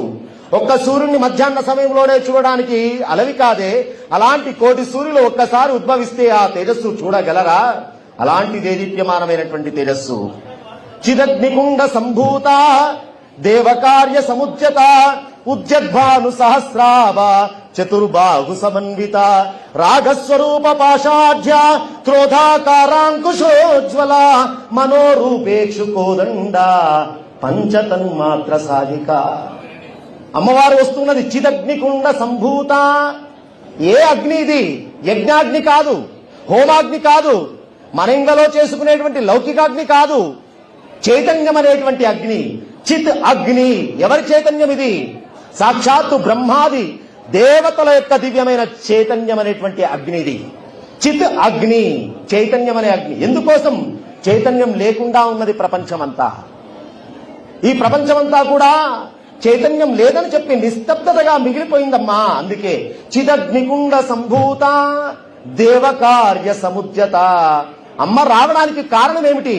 దైవకార్య సముద్యత ఉద్యద్భాను సహస్రాభ. ఒక్కసారి బయటికి వస్తే సూర్య ప్రకాశం, కోటి సూర్యుల ప్రకాశం బయటికి వచ్చినట్టుగా ఉందట. అమ్మవారు వస్తున్నది చతుర్బాహు సమన్విత. 4 భుజాలతో బయటికి వచ్చిందన్నారు. భుజాలలో ఏమున్నదయ్యా అన్నారు? రాగస్వరూప పాషాఢ్య క్రోధాకారాంకుశోజ్వల. లలితమ్మ బయటికి వస్తున్నది. ఎట్లా ఉన్నది? రాగస్వరూప పాషాఢ్య. ఒక చేతిలో తాడు ఉన్నది, ఒక చేతిలో అంకుశం ఉన్నది. ఈ తాడు అంకుశం వల్ల బండాసుడు చస్తాడా? కాదయ్యా. ఇప్పుడు బండాసుడి కోసం కోపం కావాలి. నమ్ముకున్నటువంటి వాళ్ళకి ప్రేమ చైతన్యం అందించాలి, రాగం అందించాలి. అందుకే రాగం అనేటువంటి తాడు, అలాగే క్రోధం అనేటువంటి అంకుశం రెండింటినీ కూడా పట్టుకుని వస్తూ ఉన్నది తల్లి. పరిత్రాణాయ సాధూనాం వినాశాయ చ దుష్కృతాం. 2 శక్తులు అమ్మ చేతుల్లో ఉన్నాయి. అలా వరదాభయ హస్తతో అమ్మ బయటికి వస్తూ ఉన్నది. ఒకవైపులో చెరుకు విల్లు పట్టుకున్నది, ఇంకో చేతిలో పంచబాణాలు పట్టుకున్నది. ఎందుకోసం? 5 బాణాలతో వస్తున్నది తల్లి. 5 బాణాలు కలిగిన వాడు మన్మధుడు, వాడి యొక్క శక్తితోటే బయటికి వచ్చిన వాడు బండాసురుడు.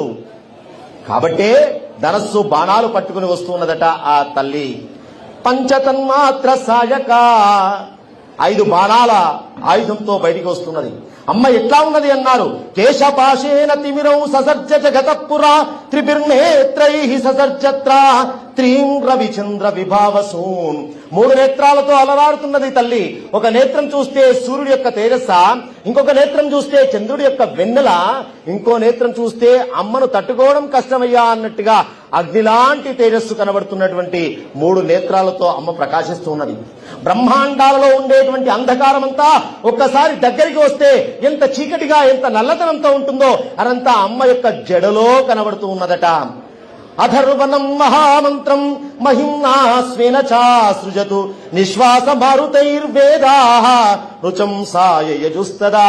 బయటికి వచ్చినటువంటి అమ్మ ఉచ్ఛ్వాస నిశ్వాసలు చేస్తూ ఉంటే, గాలి పీలుస్తూ ఉంటే, గాలి పీల్చినటువంటి శబ్దం ఎట్లా వస్తున్నదట?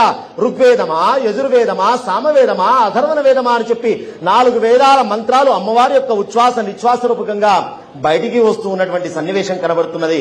సమస్తమైనటువంటి బ్రహ్మాండాలన్నీ కూడా ఆ తల్లిలో కనిపిస్తున్నాయి, ఆ తల్లి గోళ్ళలో కనిపిస్తూ ఉన్నాయి. అఖిలాండ కోటి బ్రహ్మాండ నాయకి, ఆ బ్రహ్మ కీట జనని తల్లి బయటికి వచ్చింది. తల్లిని స్తోత్రం చేస్తూ ఉన్నారు. అమ్మా, బండాసుడి యొక్క సంహారం కోసం నిన్ను మేము పిలిచినాం తల్లి, మమ్మల్ని అందరినీ ఆనంద పెట్టవమ్మా, చైతన్యాన్ని ఇవ్వమ్మా అని ప్రార్థన చేసినారు దేవతలంతా కూడా. అమ్మ అభయం ఇచ్చింది. తన హృదయంలోంచి అద్భుతమైన అఖండమైన ఇంకొక శక్తిని బయటికి తెలిసింది. ఆ శక్తే ప్రాణశక్తి బాలా. అమ్మవారి గురించి మనం చెప్పుకుని ఉన్నాం మొదటి రోజు బాలా త్రిపుర సుందరి యొక్క వైభవం గురించి. అమ్మ కుడివైపు నుంచి ఇంకో శక్తి ఎందుకోసం? ఇప్పుడు శత్రు సంహారం చేయాలంటే, వారి యొక్క సైన్యాన్ని సంహారం చేయాలంటే తాను కూడా, వాడు రాజు కదా, రాజు కాబట్టి రాజ్ఞిలాగానే వెళ్ళాలి, మహారాణిగానే వెళ్ళాలి, ససైన్యంగా వెళ్ళాలి, మనం కూడా అదే బడాయితో వెళ్ళాలి అనుకున్నది ఆ తల్లి. ప్రధానమంత్రిగా తన శక్తినే ఎవరు ఇచ్చేది? శక్తి ఆ తల్లి శక్తులే అన్ని.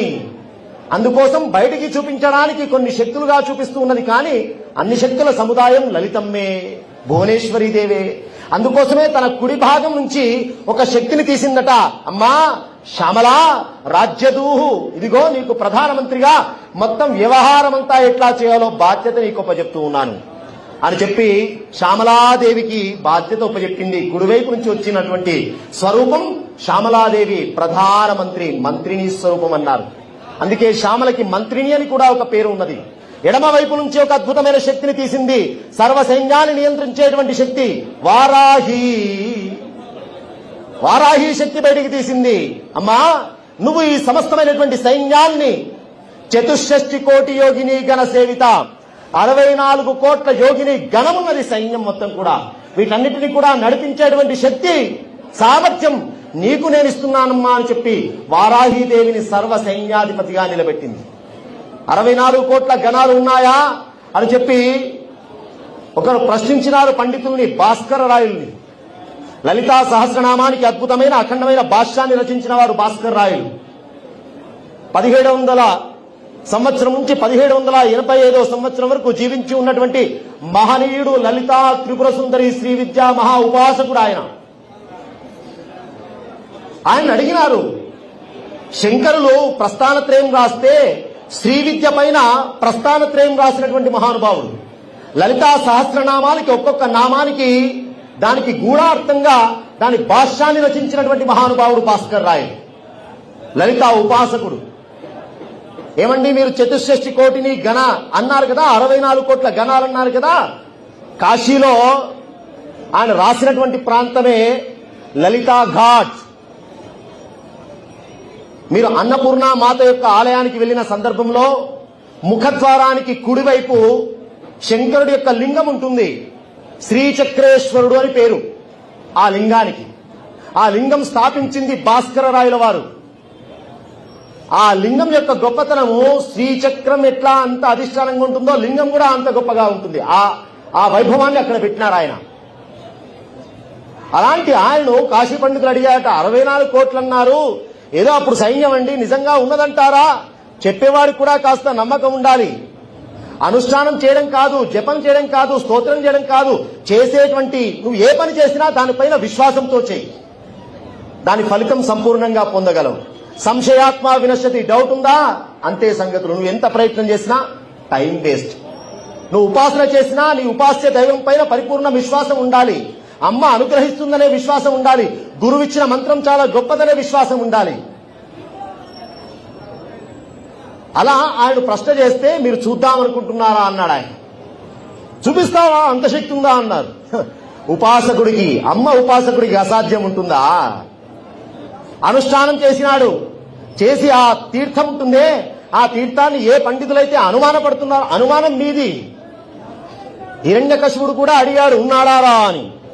నాకు కనబడుతున్నాడు, డౌట్ ఉన్నది నీకు కావాలంటే చూసుకో. నాకు కనబడుతున్నాడయ్యా, డౌట్ నీకున్నది నువ్వు చూసుకో. నాకు కనబడడం లేదుగా, చూపెడతావా? చూపెట్టమంటే చూపిస్తాను. అలాగే ఆ ఉపాసన తీర్థాన్ని కళ్ళకద్ది ఒక్కసారి కళ్ళు తెరవండి అంటే 64 కోట్ల యోగిని గణాన్ని, ఒక్కొక్క గణం ఒక్కొక్క దేవత పేరు చెప్పి ఆ ఒక్కొక్క దేవత చరిత్ర చెబుతూ ఉంటే వాళ్ళు చూడడానికి, ఆ తేజస్సు చూడడానికి కూడా అలవి కాలేదు. ఉపాసనా సామర్థ్యంతో ఏదైనా సాధ్యం. నరసింహ సరస్వతి స్వామి వారు గురు చరిత్ర,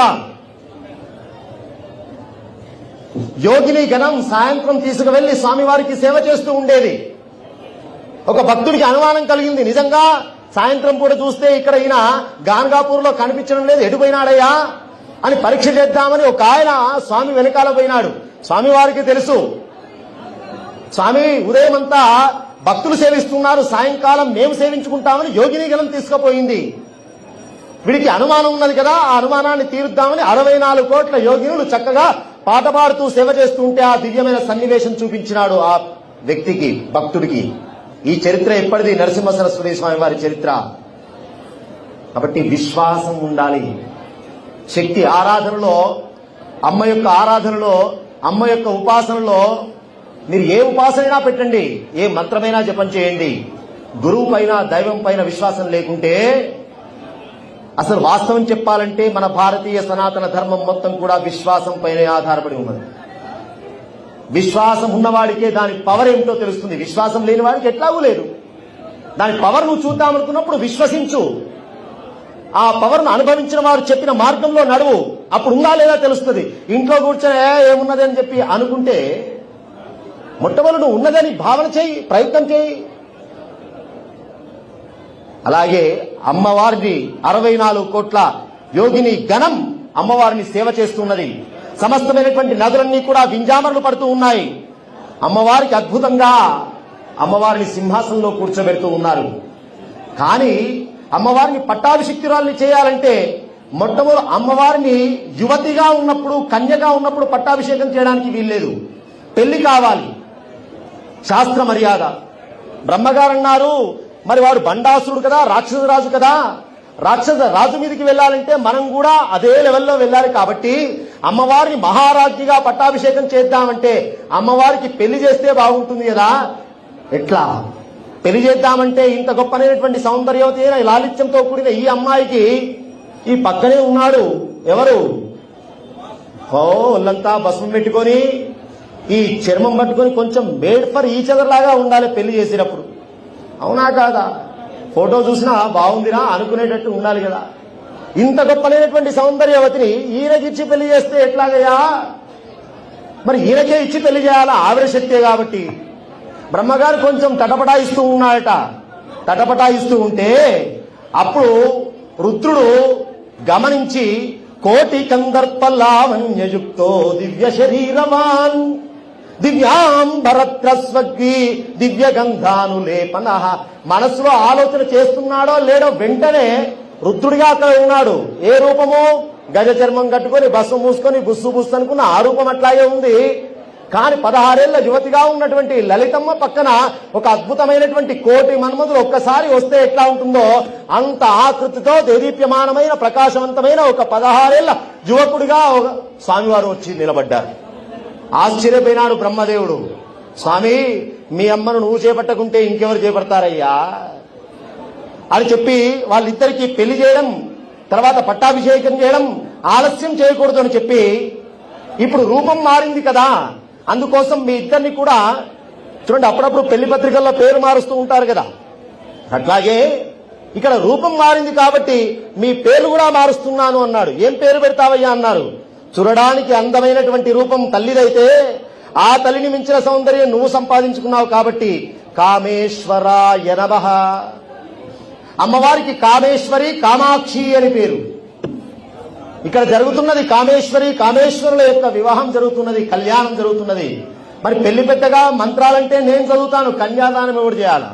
నారాయణ, శ్రీ మహావిష్ణువు వట్టిగానే ఉన్నావు రా.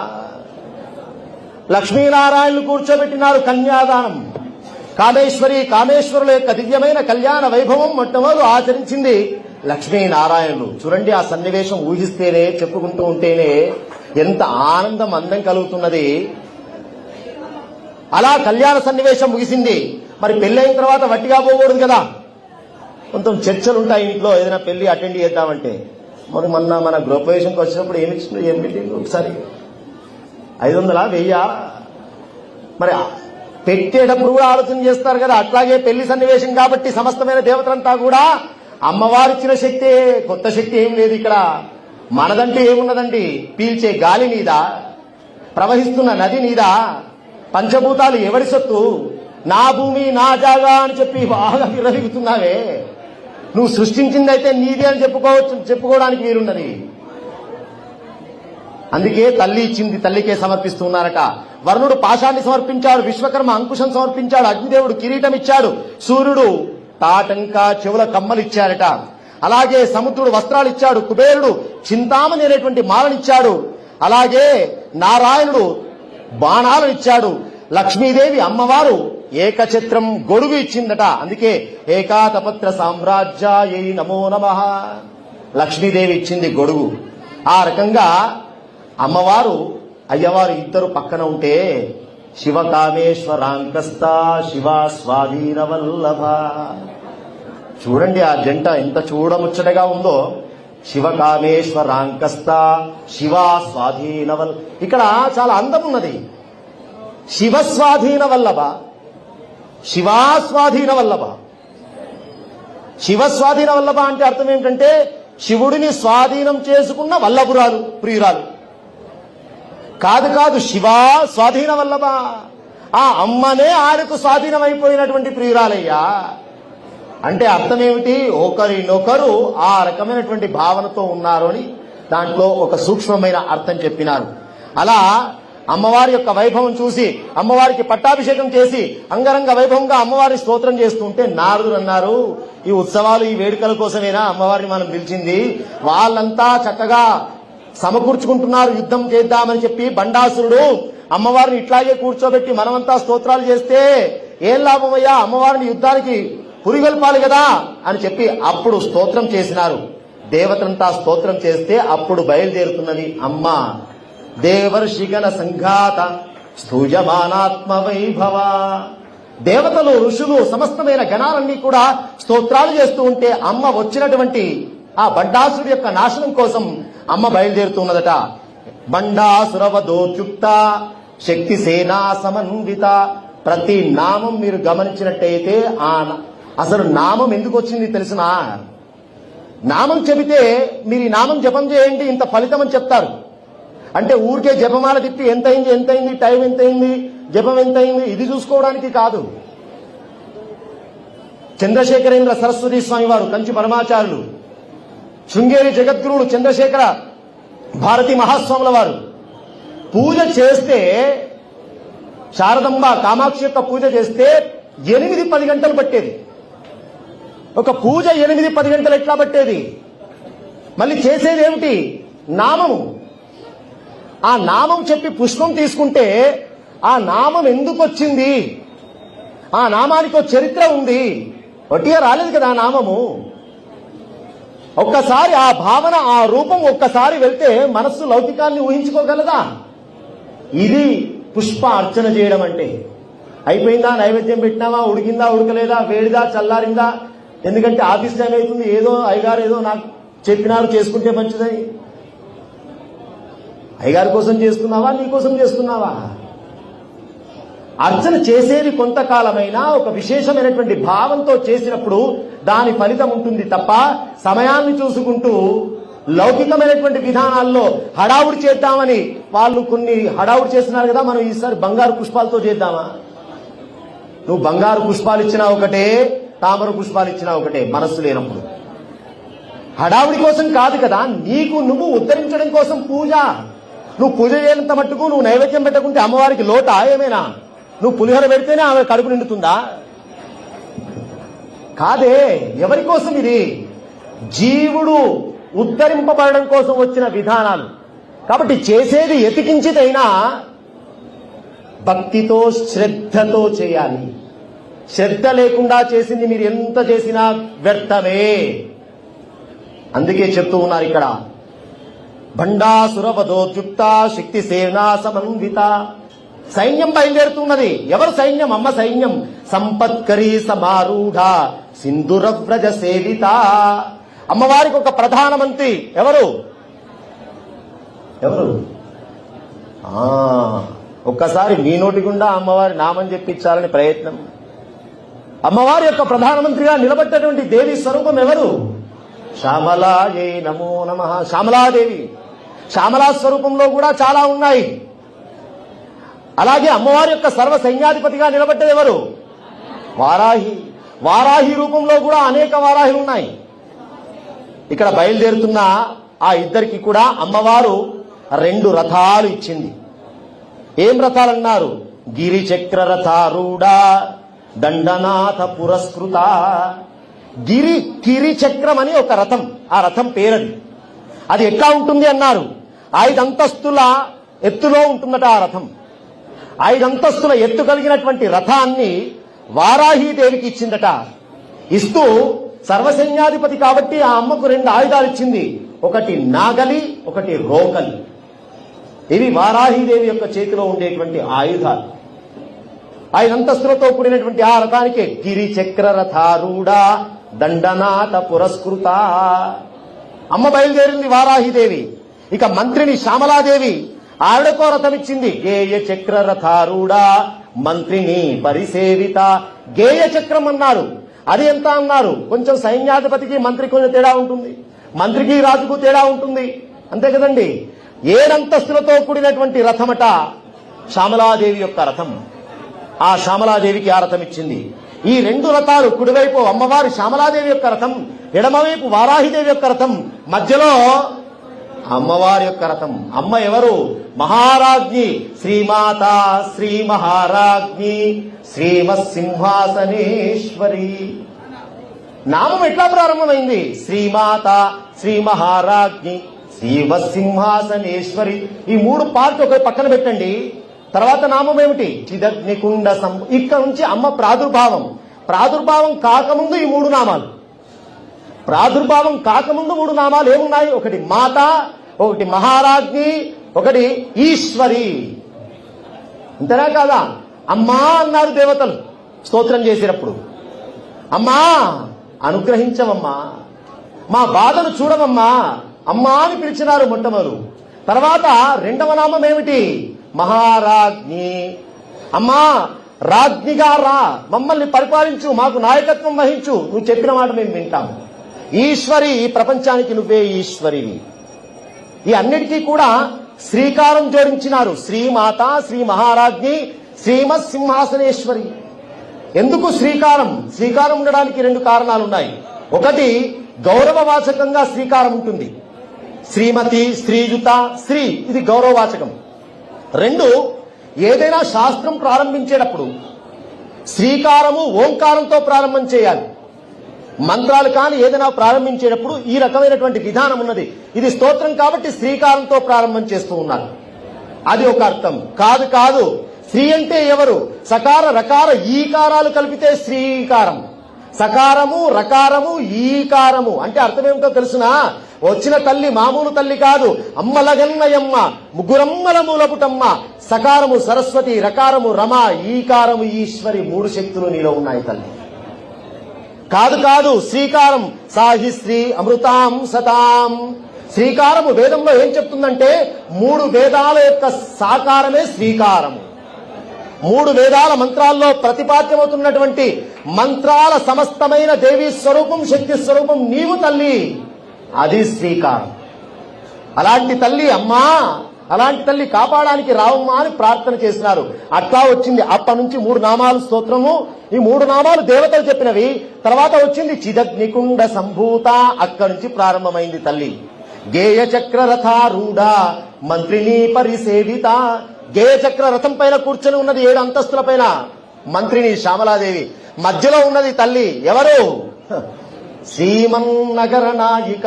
శ్రీ చక్రం పైన కూర్చొని ఉన్నది, శ్రీ యంత్రం పైన కూర్చొని ఉన్నది, శ్రీ రథం పైన కూర్చొని ఉన్నది ఆ తల్లి. నవావరణతో కూడినటువంటి రథం అది. 9 ఆవరణలతో, 9 అంతస్తులతో కూడినటువంటి రథం. ఒకవైపు 5 అంతస్తులు, ఒకవైపు 7 అంతస్తులు, మధ్యలో ఉన్నది 9 అంతస్తుల రథం పైన ఆ తల్లి అలరారుతున్నది. ముందట బయలుదేరుతున్నది ఏమిటి? గజ సైన్యం. ఎవరు ఈ గజ సైన్యానికి నాయకులు? సంపత్కరీ సమారూఢ సింధుర వ్రజ సేవిత. సింధుర వ్రజం, సింధురం అంటే ఏనుగులు, ఏనుగుల గుంపును సేవిస్తున్నదట. ఎవరు? ఆ తల్లి పేరు సంపత్కరి అని పేరు. ఆ తల్లి ఎక్కినటువంటి రణకోలాహలమైన ఏనుగు పైన కూర్చొని ఉన్నది ఆ తల్లి. చుట్టూ ఏనుగుల సముదాయం. అమ్మ బయలుదేరింది గజ సైన్యాన్ని చూసుకునే ఒక దేవత. ఇంకో దేవత ఉన్నది. ఎవరు? అశ్వారూఢాధిష్ఠితాశ్వ. అశ్వ సైన్యం. మన మహారాజు అంటే పదాతి సైన్యం, గజ సైన్యం, అశ్వ సైన్యం, అన్ని సైన్యాలు ఉండాలి కదా. చతురంగ బలం అన్నారు కదా. అమ్మ బయలుదేరుతూ ఉన్నది అశ్వ సైన్యం. ఈ అశ్వ సైన్యాన్ని అపరాజిత అనేటువంటి గుర్రం పైన కూర్చున్నటువంటి ఇంకొక దేవత కాపాడుతున్నది. అశ్వారూఢ, ఆ తల్లి పేరు అశ్వారూఢ అన్నారు. ఇక ముందట మొత్తం కూడా పదాతి సైన్యం కాలి నడకన మొత్తం స్త్రీలేనండి. ఈ సైన్యంలో ఎవ్వరు కూడా పురుష ప్రమేయమే లేదు. మొత్తం కూడా శక్తి సమూహం ఎట్లా ఉన్నదో తెలుసునా? ఇంతవరకు ప్రపంచంలో ఉన్నటువంటి శక్తిగా అమ్మ ఎన్ని రూపాలు ఆవిర్భవించిందో అన్ని శక్తులు ఒక్కసారి కట్టగట్టుకుని పోతే ఎట్లా ఉంటుంది ఆ రూపము? అంతే కదండి. ఒక్కడు వస్తే ఎట్లా ఉంటుంది, 10 మందితో వస్తే ఎట్లా ఉంటుంది? ఇంతనా కాదా? శోభాయాత్ర, రథయాత్ర, విజయయాత్ర, యుద్ధయాత్ర, ఇది అమ్మ బయలుదేరుతున్నది. సమస్తమైన శక్తి చైతన్యం అంతా కూడా బయలుదేరుతున్నది. పదాతి సైన్యం బయలుదేరుతున్నది. అమ్మలు, ఈ అమ్మలు ఎవరన్నారు? జ్వాలామాలిని కాక్షిప్త వన్ని ప్రాకార మధ్యగా. జ్వాలామాలి అనేటువంటి రూపం, ఆ తల్లి యొక్క రూపం మొత్తం కూడా అగ్ని ఆవరణ. అమ్మవారి సైన్యం దాకా రావాలంటే అగ్నిని సృష్టిస్తూ ఉన్నారట. ఎవడు ఆ అగ్ని నుంచి లోపలికి రాకుండా ఉండడానికి. అలాంటి సైన్యం బయలుదేరింది. ఆ సైన్యానికి నాయకురాలు జ్వాలామాలిని. ఈ రకంగా అమ్మవారు బయలుదేరుతున్నది. ముందు గజ సైన్యం, మధ్యలో అమ్మవారు, పక్కన శ్యామలాదేవి, ఇటు పక్కన వారాహిదేవి, వెనకాల అశ్వారూఢ అశ్వసైన్యం.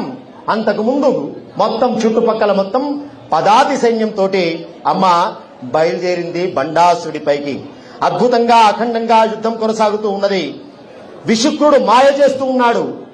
వాడి మాయ వల్ల సమస్తమైనటువంటి దేవీ శక్తులన్నీ కూడా నాశనమవుతూ ఉంటే అమ్మవారు ఆలోచించింది. దేవతలంతా వచ్చి చెప్పినారు, చైతన్య స్వరూపమైన ఆ శక్తులన్నీ వచ్చి చెప్పినాయి, అమ్మా వాడి దగ్గర ఏదో మాయ ఉన్నది, వాడి దగ్గర ఏదో యంత్ర మహిమ ఉన్నది, తంత్ర మహిమ ఉన్నది. ఆ మహిమతోటి మనం వెళ్ళడం లేకపోతూ ఉన్నాం. ఆలోచించింది ఆ తల్లి. వాడి దగ్గర ఉన్నదేమిటి? వాడు సంపాదించుకున్న శక్తి. విఘ్న యంత్రం అని ఒక యంత్రం ఉన్నది వాడి దగ్గర. ఒక తంత్రంతో కూడినటువంటి యంత్రాన్ని ధారించి ఉన్నాడు వాడు. విఘ్న యంత్రం కొట్టాలంటే ఆ సెక్షన్ చూసుకునేవాడు రావాలి. విఘ్నాలకు అధిపతి ఎవరు? వినాయకుడు రావాలి. కాబట్టి రోగం ఏదుంటే అదే మందు వాడాలా. అలాగే విఘ్న యంత్రముతో అందరినీ కూడా భయపెడుతున్న వాడిని ఆ యంత్రం భేదన చేయాలంటే వినాయకుడిని దించాలి. అందుకే మొత్తం యుద్ధంలో దిగింది వినాయకుడు ఒక్కడు. కామేశ్వర ముఖాలోక కల్పిత శ్రీ గణేశ్వర. మరి ఆయన రావాలంటే చాలా గొప్ప ప్రయత్నం చేయాలి. ఒక్కసారి వాళ్ళ ఆయన చూసిందట, స్వామి మరి కొంచెం వినాయకుని పిలిచే బాధ్యత మీది అన్నట్టుగా. అంతే కదండి. మొత్తం వ్రతమంతా నోమంతా ఇంట్లో ఆడవాళ్ళు చేస్తున్నా ఎందుకే వట్టి కూర్చుంటో అది సర్దాచ్చు కదా, మామిడి తోరణాలు కట్టచ్చు కదా. అంతే కదా. అట్లాగే కామేశ్వర ముఖాలోక కల్పిత శ్రీ గణేశ్వర. ఒక్కసారి ఆ కామేశ్వరుడు వైపు చూడగానే భావం అర్థమైపోయిందండి. భార్యాభర్తల బంధం అంటే ఇది మేడ్ ఫర్ ఈచ్ అదర్. అంటే ఎంత చూస్తే అసలు చెప్పిన మాటే అర్థం కాకుంటే ఇక 10 సంవత్సరాలు కాపురం చేస్తే 30 సంవత్సరాలు కాపురం చేస్తే చూపుతోటే భర్త చూపు భార్య, భార్య చూపు భర్త అర్థం చేసుకున్నప్పుడే మేడ్ ఫర్ ఈచ్ అదర్. పెళ్లిలో ఫోటోలు దిగితే మేడ్ ఫర్ ఈచ్ అదర్ కాదు, దాంపత్యంలో ఉండాలి ఈచ్ అదర్ అనేది. ఒక్కసారి చూడగానే గ్రహించాడు ఆయన. వెంటనే వినాయకుడు వచ్చేసినాడు. వినాయకుడు యొక్క శక్తి గుప్తంగా వచ్చి విఘ్న యంత్రాన్ని మొత్తాన్ని కూడా నాశనం చేసేస్తున్నాడు. కామేశ్వర ముఖాలోక కల్పిత శ్రీ గణేశ్వర. ఈ రకంగా విశంగుడు చచ్చాడు. శ్యామలాదేవి విశంగుని చంపింది, వారాహిదేవి విశుక్రుని చంపింది. ఇక అమ్మ బండాసుడిపైకి బయలుదేరిందండి. అనేకమైనటువంటి మాయలు కలిగిన వాడు బండాసురుడు. సామాన్యమైన వ్యక్తి కాదు కదా. ఇంత చైతన్య శక్తి దిగిందంటే సామాన్యుడా? లోకాన్నంతా కూడా. అందుకే ఈ సన్నివేశం ఎందుకు చెప్తున్నామో తెలుసునా? 2 సంవత్సరాలు గడగడలాడించినటువంటి ఆ విపత్తు నుంచి అమ్మను పట్టుకున్న వాళ్ళు బయటపడ్డారు. అమ్మ నామం పట్టుకున్న వాళ్ళు బయటపడ్డారు. అమ్మ ఉపాసకులు బయటపడ్డారు. లలితా నామాలు ఎంత గొప్పవో చూడండి. బండాసురుడు సృష్టించినటువంటి సమస్తమైనటువంటి రాక్షసులు, వాడు తన శరీరంతో రాక్షసులందరినీ సృష్టి చేస్తే ఎంతమందిని సృష్టి చేయగలవు రా నువ్వు అని చెప్పి అమ్మ తన గోళ్లను, తన చేతి గోళ్లు ఉన్నాయి కదా, ఆ గోళ్లు ఎన్నున్నాయండి? 10 చేతులు కదా, 10 వేళ్లు కదా. ఆ 10 వేళ్లు పెడితే ఇంతకు ముందే 10 అవతారాలు దాల్చి ఉన్నాడు కదా శ్రీమన్నారాయణమూర్తి. రాముడిగా వచ్చాడు, పరశురాముడిగా వచ్చాడు, మత్స్య, కూర్మ, వరాహ, నారసింహ. ఆయన రూపమే లోపల శక్తి ఎవరిది? వరాహ రూపం ఆయన దాల్చినాడు కానీ వారాహి శక్తి లోపల ఉన్నది. కాబట్టి ఆ శక్తులన్నింటినీ ఒక్కసారి బయటికి తీసి వస్తూ ఉన్నటువంటి, అందుకే అమ్మవారి యొక్క నామాల లోపల నఖోత్పన్న దశాంగులి, నఖంలోంచి ఉత్పన్నమైనటువంటి నారాయణుడి యొక్క దశావతారాల శక్తితోటి బండాసుడి యొక్క సైన్యానంతా కూడా నాశనం చేసిందట. చిట్ట చివరికి కామేశ్వర అస్త్రంతో శూన్యకమైనటువంటి నగరాన్ని మొత్తాన్ని కూడా నాశనం చేసింది. బండాసుర సంహారం చేసింది లలితా మహాత్రిపుర సుందరి. అమ్మ శ్రీమన్ నగరనాయిక. అమ్మవారికి విశ్వకర్మ అద్భుతమైన నగరాన్ని నిర్మాణం చేసినాడు. శ్రీమన్ నగరం అని పేరు. నగరం పేరు ఎక్కడ ఉన్నదన్నారు? మణిద్వీపం మధ్యలో ఉన్నది. అది మనులతో వెలుగుతున్నటువంటి ద్వీపం మధ్యలో ఒక పట్టణాన్ని తయారు చేసినాడు. ఆ పట్టణం పేరే శ్రీనగరం, శ్రీమన్ నగరం. ఆ పట్టణం మధ్యలో అమ్మవారికి ఒక ఇల్లు కట్టించినారు. ఆ ఇంటి పేరే చింతామణి. చింతామణి గృహాంతస్థాయై నమో నమః, శ్రీమన్నగర నాయికాయై నమో నమః, మణిద్వీప మధ్యస్థాయై నమో నమః. అమ్మవారు అలరాడుతూ ఆ లలితా పరమేశ్వరి సమస్తమైనటువంటి దేవతలంతా కూడా స్తోత్రాలు చేస్తూ ఉంటే అమ్మ అక్కడికి పోయిందట. దర్బార్లో కూర్చున్నది. సమస్తమైనటువంటి దేవీ దేవతలంతా కూర్చున్నారు. వశిన్యాది వాగ్దేవతలని కొన్ని దేవతలున్నాయి స్తోత్రం చేసేవారు. వాళ్ళని పిలిచి ఈ మొత్తం చరిత్రనంతా ఒక్కసారి కీర్తన చేయండి అంటే ఆ వశిన్యాది వాగ్దేవతలు చేసిన స్తోత్రమే లలితా సహస్రనామ స్తోత్రం. అది ఇప్పుడు హయగ్రీవ నారాయణుడు అగస్త్య మహర్షి వారికి ఉపదేశం చేసినారు. అలాంటి దివ్యమైన ఆ లలితా పరమేశ్వరి ఆ అమ్మ ఈరోజు నవరాత్రుల లోపట మనందరినీ కూడా చల్లగా చక్కగా అనుగ్రహించుగాక అని చెప్పి ప్రార్థన చేస్తూ సింధూరారుణ విగ్రహాం త్రినయనాం అందరం ఒకసారి ప్రార్థన చేద్దాం. సర్వ చైతన్య రూపాంతాం ఆద్యాం విద్యాం చ ధీమహి బుద్ధిం యానః ప్రచోదయాత్ సర్వ చైతన్య రూపాంతాం ఆద్యాం విద్యాం చ ధీమహి బుద్ధిం యానః ప్రచోదయాత్. జగదంబా విశ్వపాలిని లలితా పరమేశ్వరి భగవతీ కీ